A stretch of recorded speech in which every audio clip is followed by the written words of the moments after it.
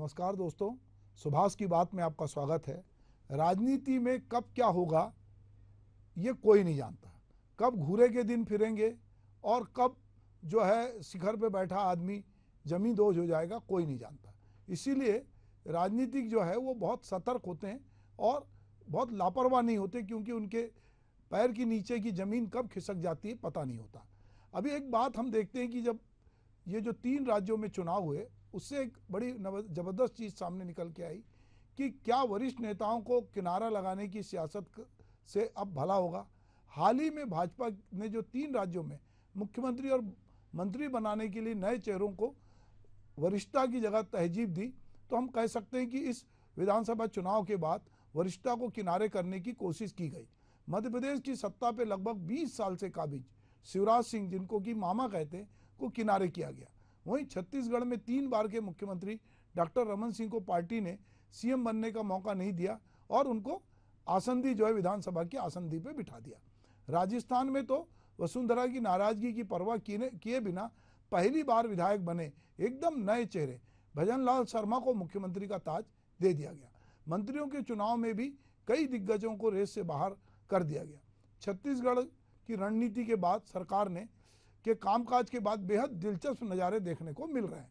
दरअसल छत्तीसगढ़ विधानसभा में कई ऐसे मौके आ रहे हैं जब सत्ता पक्ष के विधायक अपनी ही सरकार को घेरते नजर आ रहे हैं। गौर करने वाली बात यह है कि सदन में अपनी सरकार को घेरने में भाजपा के कुछ ऐसे वरिष्ठ विधायक हैं जो पहले भी मंत्री रह चुके हैं और इस बार वे अब तक कोई बड़ी कुर्सी पाने में पीछे हैं। वैसे रमन सरकार में तत्कालीन विधायक देवजी भाई पटेल ऐसे विधायक थे जो सदन में अपनी सरकार को घेरते अक्सर नजर आते थे, लेकिन इस बार प्रमुख रूप से पूर्व विधानसभा अध्यक्ष धर्मलाल कौशिक, पूर्व मंत्री राजेश मूणत, अजय चंद्राकर सवाल पूछने में विपक्ष को भी मात दे रहे हैं। नई सरकार के मंत्री अपनी ही पार्टी के सदस्यों से घिरते नजर आ रहे हैं। प्रश्नकाल से लेकर ध्यान आकर्षण तक एक के बाद एक कई वरिष्ठ विधायक सरकार से तीखे सवाल करते और अपनी ही सरकार को घेरते नजर आ रहे हैं। इससे मंत्रीगण असहज तो हैं ही, कई मामले में सरकार की योजनाओं और कार्यक्रमों पे सवालिया निशान भी लग रहा है। आखिर अपनी ही सरकार पर क्यों फूट रहा है गुस्सा, अब यह सवाल भी उठने लगे हैं। छत्तीसगढ़ विधानसभा के बजट सत्र के दौरान कई वरिष्ठ भाजपा नेता ने जो अपनी बात मनवाने के लिए विपक्ष जैसा रवैया अख्तियार करते नजर आ रहे हैं। हाल ही में भाजपा विधायक धर्मजीत सिंह ने सदन में कुछ ऐसी धमकी दे डाली कि मंत्री को उनकी बात मानने के लिए विवश होना पड़ा। आपको बता दें कि धर्मजीत सिंह पूर्व में कांग्रेस और उसके बाद जोगी कांग्रेस में विधायक रहे। इस बार वे विधानसभा चुनाव के पहले ही भाजपा का दामन उन्होंने थाम लिया था। दरअसल बजट सत्र के 11वें दिन रेत के अवैध उत्खनन पर चर्चा चल रही थी।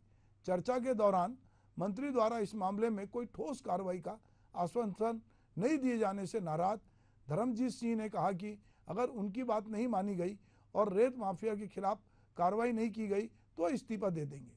धर्मजीत ने कहा कि मंत्री जी अभी हेलीकॉप्टर मांग लें और उनके साथ चलें।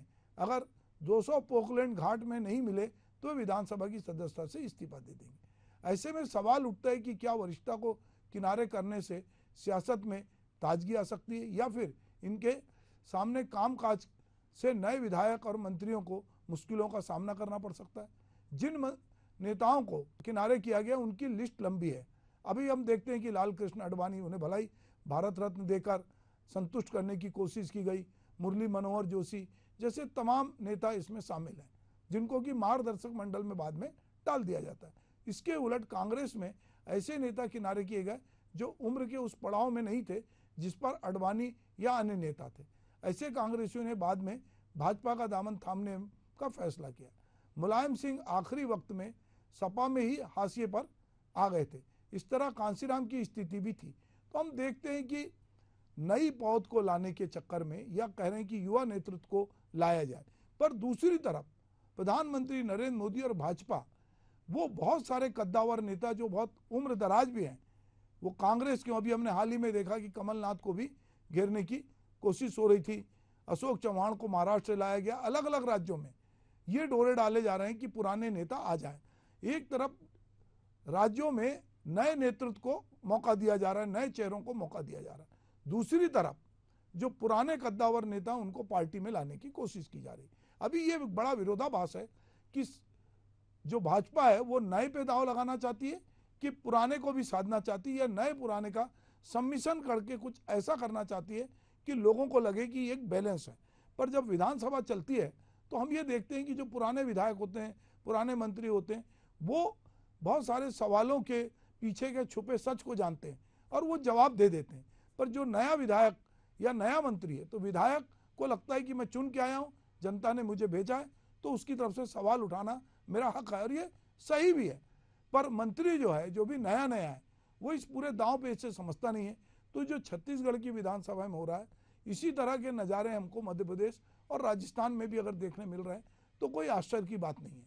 पर सवाल ये है कि मुख्यमंत्री रमन सिंह जो 3 बार के रहे हैं वो विधानसभा अध्यक्ष हैं, और केंद्रीय मंत्री तोमर मध्य प्रदेश में विधानसभा अध्यक्ष हैं। तो विधानसभा अध्यक्ष के रूप में तो एक सीनियर नेता को बिठाया गया, पर जो विधायक आए हैं अब उनके बहुत सारे, मुझे लगता है कि ट्रेनिंग प्रोग्राम होंगे, उनकी क्लासें होंगी, उनको बताया जाएगा कि किस तरह सरकार का पक्ष रखना है, धन्यवाद ज्ञापन में आपको सरकार की तरफ से क्या बोलना है, ये ट्रेनिंग होगी। और भाजपा इस तरह की ट्रेनिंग देने के लिए पहले से ही तैयार रहती है। वो लगातार अपने कार्यकर्ताओं को अपने मंडल से लेकर ऊपर तक के लोगों के लिए ट्रेनिंग की व्यवस्था करती है, और लगातार वो चाहे नए माध्यम हो कि वर्चुअल माध्यम से हो, चाहे आमने सामने बैठ के हो, उनके ट्रेनिंग प्रोग्राम चलते रहते हैं। इसी तरह कांग्रेस के चिंतन शिविर की परंपरा रही है। पर अब हम देख रहे हैं कि धीरे धीरे इन राज्यों में जहां पर कि विधानसभा के चुनाव हुए थे, भाजपा ने एक नया प्रयोग किया और सबको चौंकाया। वहां पर जो लोग मुख्यमंत्री बने वो कभी मुख्यमंत्री की रेस में उस तरह से शामिल नहीं थे, और 2-2 उप मुख्यमंत्री भी बनाया गया ताकि एक बैलेंस रहे। और जिन लोगों को मंत्री बनाया उसमें बहुत सारे नए चेहरे हैं। अब विधानसभा सत्र चल रहा है तो ये इस तरह का एक विरोधाभास भी देखने में आ रहा है। लोकसभा के लिए अभी टिकटों की बात हो रही है और ये कहा जा रहा है कि नए चेहरों को टिकट दिए जाएंगे। अब देखते हैं कि भाजपा अपना कौन सा कार्ड खेलती है, क्योंकि पिछली बार भाजपा ने जो कुछ किया वो चमत्कारिक था। सारी जो कवायद थी, वो जो सारे लोगों के अनुमान थे वो रखे रह गए और दूसरे ही लोग सत्ता पे काबिज हुए। अब देखना होगा कि लोकसभा चुनाव में भाजपा किस तरह से टिकट बांटती है और किन नए चेहरों को वो सामने लाती है। नमस्कार।